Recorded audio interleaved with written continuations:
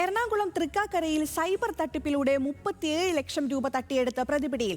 Matrimony സൈറ്റിലൂടെ Ernakulam സ്വദേശിയെ കബളിപ്പിച്ച കേസിലാണ് arrest.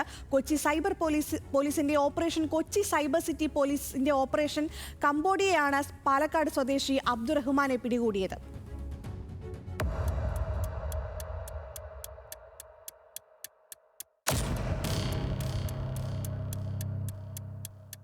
മാട്രിമോണിയിലൂടെ വ്യാജ പ്രൊഫൈൽ ഉണ്ടാക്കി ആളുകളെ പരിചയപ്പെടുക, വിവാഹം കഴിക്കാമെന്ന് കബളിപ്പിച്ച് ട്രേഡിംഗിലൂടെ ലക്ഷങ്ങൾ തട്ടിയെടുക്കുക എന്നതായിരുന്നു പാലക്കാട് സ്വദേശി അബ്ദുറഹ്മാന്റെ തട്ടിപ്പ് രീതി.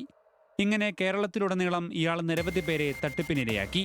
കേരള പോലീസിന്റെ ഓപ്പറേഷൻ കംബോഡിയയിലൂടെ കഴിഞ്ഞ ദിവസം സൈബർ തട്ടിപ്പിലെ 3 പ്രതികളെ അറസ്റ്റ് ചെയ്തിരുന്നു.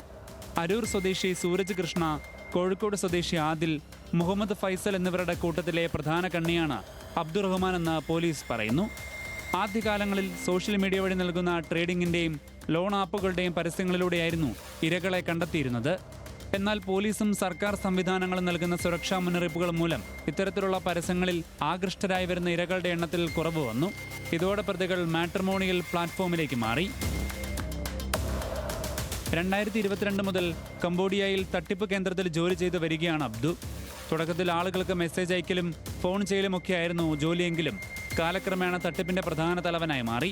ചൈനീസ് പൗരന്മാർ നിയന്ത്രിക്കുന്ന നിരവധി തട്ടിപ്പ് കേന്ദ്രങ്ങളാണ് കംബോഡിയയിൽ പ്രവർത്തിക്കുന്നത്. ഇവിടെയെല്ലാം ജോലി ചെയ്യുന്നതിൽ അധികവും ഇന്ത്യക്കാരാണ്. അബ്ദുറഹ്മാനിലൂടെ കൂടുതൽ തെളിവുകൾ ശേഖരിക്കുകയാണ് പോലീസ്.